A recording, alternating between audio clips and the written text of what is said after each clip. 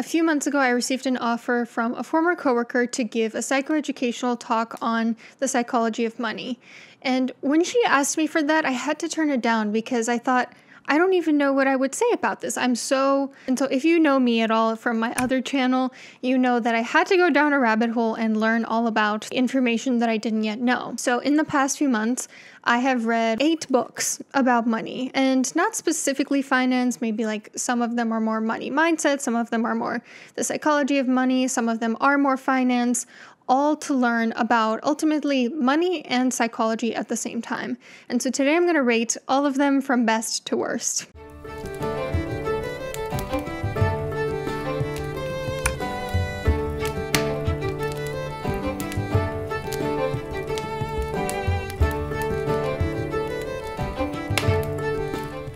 The best book about money that I read, this is going to be kind of strange. Don't judge me, okay? It's actually not about money. It's about a spiritual approach to abundance, and that is The 7 Spiritual Laws of Success by Deepak Chopra. Now, I will say I do not agree with all of Deepak Chopra's writing. I know there is quite some controversy in terms of what's called woo-woo quantum physics theory, and a lot of physicists have called him out for not really understanding some of the things that he talks about. However, I did find this book to be very helpful. I agreed with pretty much everything that it said. I thought that in terms of having like a spiritual mindset towards money and abundance, it was all very helpful. A couple of highlights that stood out to me. First of all, the idea that you need to give in order to receive, that abundance is a flow, it's not one directional. If you just want to take all the time, things are not going to flow into your life. And I actually did discuss this on my separate channel, so check out that video if you want to see what I mean by this more specifically. A second big takeaway from this book was that you absolutely need to have some level of radical acceptance and detachment of the outcome. For instance, working as hard as you can for the goals that you want to achieve, and then ultimately being okay with them not panning out. Understanding that if it didn't happen in this particular way, in this particular moment, that's just because there are factors outside of your control. There's no point in worrying about them because what is meant for you will come for you. I think I struggle with this sometimes as a self-employed person. I'm my own businesswoman with a lot of different streams of income coming through my business. And sometimes I really struggle with I want to try as much as possible to make this feasible, to have security for my family. I sometimes forget that you can only do what you can do, and at some point you have to release it and recognize that if something doesn't pan out exactly the way that you were hoping for it to, there's nothing that you can ultimately do to control that. As long as you have done everything within your power, at some point you have to accept the circumstance for what it is. And ironically, it's in that detachment to the outcome that you can actually learn to enjoy your life and maybe even receive more abundance. For instance, I noticed that if I try to work weekends, which I sometimes feel the urge to do, it doesn't actually benefit me. It doesn't actually help my business. I just go into Monday feeling more burnt out than I did on Friday. So stuff like that, I thought that this book was very helpful for. Second one, Rich Dad, Poor Dad by Robert Kiyosaki. This one was very, very good. So if you don't already know the premise, it's about a man who had one who was poor his whole life and one who became rich. It really challenges some of the notions that especially risk-averse intellectuals pass on to their children. He did a really good job making his case for why his rich dad was rich in part because he accepted certain risks and certain debts. For instance, he would pay himself first before anybody else. I really like that concept. I do find that for me personally, anytime payday comes around, I immediately move stuff into my tax account, move stuff into a savings account, really just keep in my account all that I need for just rent and food. And I found that that's very, very helpful to keep almost like the sense of mounting pressure of you don't have all the money in the world. Even if you have some to spare one month, out of sight, out of mind, it kind of forces you to continue working harder for it. Obviously, this doesn't apply quite as much to someone that has a W-2 or something of the sort where your employer pays you the same amount every month and it's not dependent on your effort level, but for people who have their own business, it is pretty much correlated with how much effort you put into it. And so if you can pay yourself first in terms of savings and future security, then you're going to ultimately work harder for the next paycheck. He also talked about how the way you speak about yourself in relation to money really matters. So his poor dad, for instance, his whole life said, "I will never be a rich man." And that turned out to be true. Versus his rich dad, even when he was poor, would say, "When I'll be rich, I'll do this." Never, "I can never be rich," or "I'm poor," because the way that you speak about yourself, you unconsciously self-fulfill. This book was also kind of my first introduction to realizing that money that you don't invest ends up depreciating in savings accounts. And so it really drilled home that investing is something you should consider as soon as possible if you have even a tiny amount of money to spare every month. So I thought it was a really good introductory book to both finance and the mindsets required for finance. The third best book that I read, I really like this one, I Will Teach You to Be Rich by Ramit Sethi. I've said on my channel that I don't typically like very quirky tones, but this is an exception because it's not quirky in the sense of like, oh, look at me, I'm so silly, I'm so funny, I'm so relatable. It's an interesting tone in the sense that he really pokes fun at people who are naysayers, who say, oh, that could never work for me, or I'll never get out of this situation. Because it's true, I have noticed that a lot of people that discuss finance online or the mindset needed to succeed, there are a ton of people in the comments saying, well, that's great that you must be privileged to afford that, but that could never happen for me. And he does a really funny job of pointing out how sometimes people literally try to go into a contest in terms of who has it worse. Let me see if I can find an excerpt. The subsection is called The Rise of Victim Culture. He says, there's a group of people, mostly young, disaffected people, who have decided it's easier to be cynical than to improve themselves. LOL, invest? I can't even save enough for pizza. LOL, find a job? What world do you live in? Maybe if baby boomers hadn't ruined it all for us. People actually compete to see who's the bigger victim. Oh, you can't afford a 4-bedroom house at the age of 26? I can't afford to live in a cardboard box. Oh, you like going to parties to meet new people? That must be nice. I have social anxiety, so I can't do that. What? No, I didn't see a doctor. I diagnosed myself. Like, I'm sorry. If you're one of the people he's talking about, this is probably gonna really offend you, but I thought this to be so funny because as a person on the internet, I get these types of comments all the time. Putting aside the fact that I love that he's a little bit snarky, it was also just a very actionable book. He breaks it down into a 6-week program, each week with certain homework to help you become more financially secure and well-versed in financial matters. He talks about things like how to use credit cards smartly, how to avoid credit card debt, and how to use the points effectively, dealing with banks, how to invest, the importance of getting rid of debt, and how to do so as fast as possible. Some of the stuff, like, I didn't even know that you could negotiate with banks to not have a minimum amount that they want in checking accounts. That's something that really bothered me when I opened a business checking account and I learned that you have to keep like $2,000 in there because that money is sitting there depreciating. The reason banks do that is because they want you to spend more in fees for them. And yeah, it may seem like a small amount here and there, but that in the end adds up more even than interest. So I definitely recommend that book. The next one up is The Psychology of Money by Morgan Housel. Now, although I did enjoy this one, I did learn some things. I found some interesting stuff in here. I didn't think that it was actually that much about psychology. I was expecting it to be more about money mindsets, the ones that promote success versus failure, and that really wasn't in here at all. In fact, the video that I did on my other channel is much more exploring those things than this book is. Also, there were hardly any mentions of women. There were 2 mentions of women in this entire book, which gives a ton of examples, like hundreds of examples. And one of them was to talk about how Rihanna went into debt. So I personally don't find books that are completely filled with male examples or male characters to be relatable to me. I like to see women represented, and it's not like a political thing. I just genuinely don't care if I don't see that there are women involved in what I'm reading or what I'm watching. So that to me was like, okay, in the year 2024, I don't know if this is a very progressive book and certainly not something that captures my attention very well. He does talk about the way how our experiences shape our views of money and how basically every opinion that a person has about money is rooted in their upbringing, the messages they got from their family, from society, their own personal experiences with money as adults. And I thought that was very true because there are a lot of people that paint with one brushstroke with regards to the way the world works, the way money works, and in my experience, it is usually a reflection of their own traumas or their own belief systems.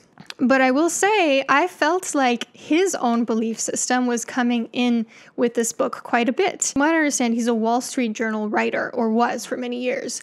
And so his whole shtick throughout the book was that the market's extremely unpredictable and risk and luck basically account for the vast majority of outcomes in money. And while I'm sure that may be true of the market, I'm not necessarily sure if it's true of every single circumstance. For instance, people that go on to become doctors who go through med school. Very different situation. I feel like luck and risk don't play as much of a role in that as it does in the stock market, for instance. I'm not saying it plays no role at all. I just think it's less than, for instance, the stock market. And so in some ways, I feel like he kind of proved his own point that his own beliefs about money bled through what he was teaching us. Next, we have The 12-Week Year by Brian P. Moran and Michael Lennington. This was okay. It was a small book, and even though it was a small book, I did feel it was a little bit filled up with fluff. The whole premise is that instead of thinking about your goals like New Year's resolutions, annually, think about your goals in terms of 12 weeks. Not 12 months, 12 weeks, so basically around 3 months or so. And that this helps you stay on track. It helps you focus both short-term and considering your long-term goals. It helps you be more efficient. They also had some good stuff in there about tracking what's been working and what's not, and really taking accountability for that, not in a way that assigns blame, but in a way that's just realistic about, hey, what's going to happen if I continue to do this thing that's not working? What can I replace it with that does work better? I think that this is a really good book for people that struggle with productivity, who find that they're not implementing their long-term goals in day-to-day life. Ironically, for someone like me who has the opposite problem, who tries to overwork herself, I felt like this book was a little bit detrimental, to tell you the truth. It kind of amped up even more my go, go, go attitude on life, to the point where every waking moment, I was wondering, what could I do now? What could I do now? What could I do now? And so if you're more like me, I would actually not recommend this book. But if you struggle with productivity and you want to be more efficient and you want to really implement your long-term goals in the short term, then I would absolutely recommend this book. Next, Think and Grow Rich by Napoleon Hill. This is another one of those books that's like maybe a little more woo-woo. You might kind of judge me for it, but I don't care. It's from like the 1920s, I want to say, like the early 20th century, and it is very law of attraction in some of the stuff that it discusses, which is surprising to me because from what I understand, that preceded law of attraction theory. I thought that, despite how old it is, it was quite palatable to a modern audience. And yes, again, it had the same issue of like a lot of the examples were from men, and in this case from men who are from a different era altogether that might not be very applicable today to today's setting. So I kind of feel like it was simultaneously a little bit outdated and ahead of its time. So I can certainly appreciate it in some ways and appreciate that it might not be the best book in the world for today's population. You can basically boil it down into one sentence, and that sentence is: intense desire plus faith plus perseverance equals financial success. You have to want something really, really strongly. You have to feel it in your heart. You have to believe that it's going to happen for you. And we know psychologically that believing that you can achieve something is incredibly important to actually achieving that thing. So I completely agree. Being aligned to why you want this thing, how much you want it, and believing that you can do it, and following that with action and perseverance is absolutely a recipe for success. Did it need to be this many pages? I don't necessarily think so. I think it was a little bit repetitive in some parts and gave examples that, again, I don't particularly find relatable to today's landscape, but I would recommend this book. Next, we have The Simple Path to Wealth by J.L. Collins. And don't get me wrong, even though this is near the bottom of the list, I did appreciate this book. It's basically about investing. It gives you very specific recommendations on what you should invest in based on where you are in your path, whether you're still wealth generating or whether you're wealth preserving. Or another way to put it, although it doesn't always correlate in this way, is are you younger or are you older? The reason it's near the bottom of my list is because I don't find investing to be very interesting. It confuses me. Honestly, it kind of stresses me out, although I do understand that there are absolutely benefits to the compounding effect that it has on money. It can help counteract what happens over time with inflation. Maybe it's because it was about investing specifically, or maybe it's just something that I'm missing. I felt like this book was missing some introductory pieces. I didn't feel that it was very accessible to someone that doesn't have a lot of experience in finance. And even though this was actually the last book out of the stack that I read, there were a lot of things that I didn't quite understand that they never really explained, like even certain acronyms that it was sort of a given. They never even described what the acronyms stand for, let alone what they mean. So there were a lot of parts where I kind of felt like I was back in school where, teachers assume that you know something and they don't bother to put up the building blocks to make sure that everyone's on the same page. If I were to sum up my takeaway from this book in one sentence, it would be start with more aggressive investing when you're younger and then shift to more conservative investing when you're older, when you're trying to preserve that rather than taking big risks with the money that you've accumulated. Last book. This was the worst book that I read about money. I feel kind of bad saying this. We Should All Be Millionaires by Rachel Rodgers. It was so bad. I don't know why it was so much worse than all the rest of them. I really wanted to read a book that was by a female author specifically geared towards women because, like I said, when there aren't a lot of women represented in whatever content I'm consuming, whether it's books, movies, etc., it's just not as interesting to me. And so it's pretty disappointing that the one book written by a woman in this whole stack was the one that I couldn't really get into. Part of what really rubbed me the wrong way about this book was just the tone was so incredibly colloquial, and again, kind of like that quirky tone that just I cannot stand in any sort of writing. Like, I understand the author has a specific personality and a specific voice. I don't necessarily want that to be the voice in which I'm reading a piece of nonfiction. I like for it to be somewhat neutral. It just helps me focus better. I also found that some of the suggestions weren't very helpful for the long run. Like for instance, she really promotes outsourcing, but to an extreme extent, like outsourcing pretty much anything that you don't want to do yourself. And for someone who's a small business owner like myself, like, I'm sorry, I don't even have the money to outsource to one employee, let alone to like 8 of them. Also suggests doubling your rate for no reason. And like, this is something that I see sometimes. I'm in a lot of like communities of therapists, and a lot of them are increasing their rates right now at a percentage that just seems so extreme and so disproportionate to inflation. And to recommend that sort of as a blanket recommendation to everyone without knowing their situation, without knowing if they're even providing a good service, just seems irresponsible. It seems like that would be responsible for further inflation if everyone, independent of their knowledge or expertise in a field, is suddenly doubling their rate. She also has this whole chapter all about trying to make $10,000 in 10 days. And I think in theory, getting people in the habit of like scrubbing together whatever they can scrub together so that they can see what it's like to have that money and that it can give them sort of like a booster in their business. I think that's generally a good idea, but I'm not sure if that's going to have the desired effect long term, where if you have to constantly have yard sales and babysit people in order to make an extra 10K here and there, that's going to burn you out, and that's not ultimately going to help whatever your business is if you're doing all these things on the side. I also did get some red flags from this when she was talking about some of her own personal experiences and kind of calling out some of the conflicts that she's had with people in the business world, where even by the way she was describing what happened, it just got the sense that we were only hearing one side of the story. The other thing that bothered me was that she seemed very biased in some parts in the way that she was using the evidence. For instance, she was talking about how women are at a disadvantage in business because they don't have as strong of a support network. I was confused about this because we know from studies that women tend to have stronger social support networks than men, actually. There was another time where she was saying that there are 3 big indicators of a strong professional network: where you live, where you work, and where you went to school. And she was basically saying that women have it harder because of that, which doesn't make sense to me because women tend to outperform men in school and are accepted to university at higher rates than men. So how exactly does that put women at a disadvantage? If anything, that puts us at an advantage. And then there's a whole subheading that says when white male allies slam the door in your face, and she talks about like an experience that she had, so some anecdotal evidence for that. She says waiting for a white man to be your ally and open doors for you is like waiting for your period to show up when you know you forgot to take your birth control.